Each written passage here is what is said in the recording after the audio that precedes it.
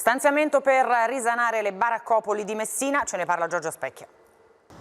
I tetti di lamiera ai margini dei rioni più popolosi, baracche che raccontano di un degrado antico. Questo insediamento di fondo fucile, ad esempio, nasce all'indomani del terremoto. Era il 1908, oltre un secolo dopo. La situazione è questa.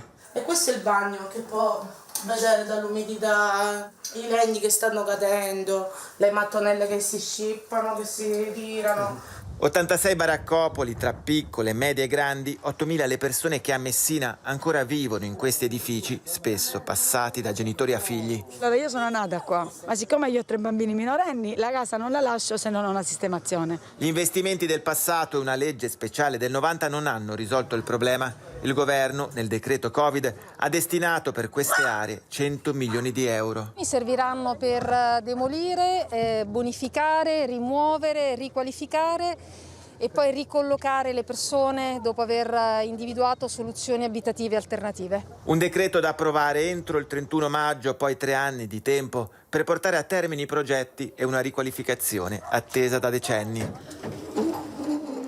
La morte al Cairo di Giulio Regeni.